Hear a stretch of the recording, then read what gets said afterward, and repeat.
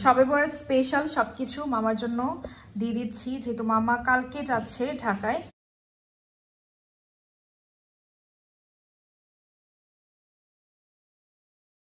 আসসালামু আলাইকুম, কেমন আছেন সবাই? আশা করি সবাই ভালো আছেন। আলহামদুলিল্লাহ আমরা তো অনেক ভালো আছি।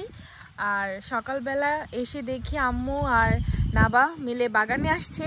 বাগানে এসে এই আতা ফলগুলো আজকে হারভেস্ট করছে। মাশাল্লাহ, আতা ফলের কালারটা দেখেন। এই ফলটা এত মিষ্টি, এই ফলটা আমার আগে এত পছন্দ ছিল না, এখন এটা আমার এত প্রিয়, আমার অনেক ভালো লাগে এই ফলটা। হ্যাঁ, কালকে রাতে নানুমণি নিয়ে গেছিল আর আমি আম্মু দুইজন মিলে অনেকগুলা খাইছিলাম আর এত মজা লাগছিল। আর এই হচ্ছে আতা ফলের গাছটা দেখেন, মাশাল্লাহ কতগুলো। কিন্তু আমার আব্বার হাতের লাগানো। হ্যাঁ, নানা ভাই এটা লাগাই দিয়ে গেছিল। আর অনেক আতা ফল মাশাল্লাহ। আর বেশিরভাগই দেখা যায় যে পাখি বাদর এগুলোই খেয়ে ফেলে না আম্মু? হ্যাঁ, পাখি খাই বেশি। তাও আলহামদুলিল্লাহ আমরা এটুকু খেতে পারতেছি। তো আমি একটা খাইয়া দেখাইতাম, আমি তো আবার রোজা রাখছি, তোমার সবরাত্রি রোজা। আমরা আজকে সবাই সবার জন্য দোয়া করবেন, আমাদের জন্য দোয়া করবেন। তো এই তো এমন সবরাত্রির সময় তো আমার আব্বা আসছিল। হ্যাঁ, সবাই দোয়া করবেন আমার নানা ভাইয়ের জন্য। আমরা এখন খাচ্ছি আতা ফল মাশাল্লাহ। আম্মু তো রোজা, আমি খাচ্ছি এখানে অলরেডি একটা ভাঙছে। আর এখানে খাইতেছে অনেক মিষ্টি। মাশাআল্লাহ, কালারটি দেখ এত মিষ্টি। আমি অর্ধেকটা খাইছি, আমি এটা পুরাটাই খাবো আর এখান থেকে আরো একটা খাইতে পারি। মাশাল্লাহ, আম্মু ইফতারের পর এখানে তোমার জন্য রাখবো, তুমিও খাবা। আমি খাইছি তো কালকে, হ্যাঁ গতকাল আমরা খাইছিলাম। দুইটা খাইছি।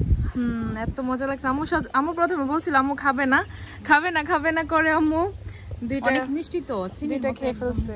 যেহেতু সবে বরাত তাই আমরা বুটের হালুয়া, মানে আমি করছি বুটের হালুয়া, তারপরে চালের রুটি, তারপর মহিষের মাংস আর শামি কাবাব। তো আমাদের সবকিছু রেডি।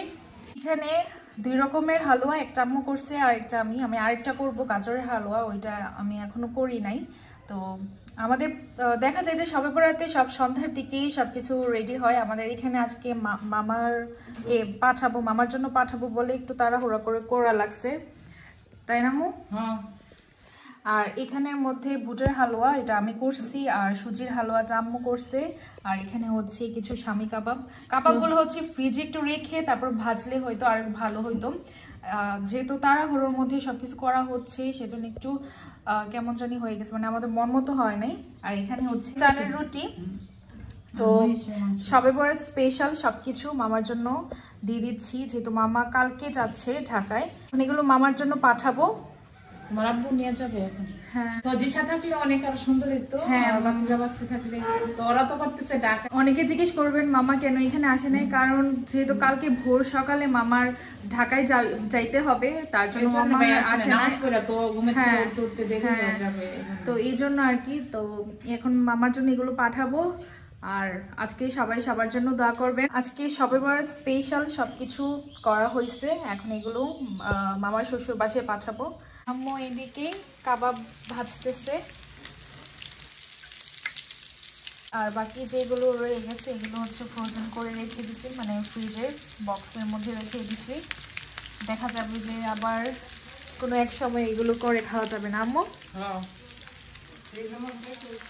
আর এই কাবাবটা খুবই মজা হয়, সবারই অনেক পছন্দ। আমাদের রান্নাবান্না সবকিছু শেষ হয়ে গিয়েছে আর আমি এদিকে টেবিলটা সেট করে নিয়েছি। আর যেহেতু আম্মু আর নানুমণি রোজা ছিল তাই আমি চাচ্ছিলাম যেন ওরা খুব সুন্দরভাবে একসাথে বসে ইফতারটা করতে পারে। আর দেখা গিয়েছে যে রোজা রেখে আম্মু আর নানুমণি আজকে সারাদিন কাজ করেছে। আর এই তো, আর আমিও চেষ্টা করেছি ওদের সাথে একটু হেল্প করার জন্য, তাদের যদি একটু ওদের হেল্প, মানে কিছুটা হেল্প হয় তাহলে তো আমার নিজেরই অনেক ভালো লাগবে। তো এই তো আমি এদিকে প্লেটটাও সার্ভ করে দিয়েছি, টেবিল ভর্তি খাবার, দেখতেই মাশাআল্লাহ কি সুন্দর লাগছে। যাই হোক, আজকের দিনটা অনেক ভালো কেটেছে আলহামদুলিল্লাহ। সবাই ভালো থাকবেন, আল্লাহ হাফেজ।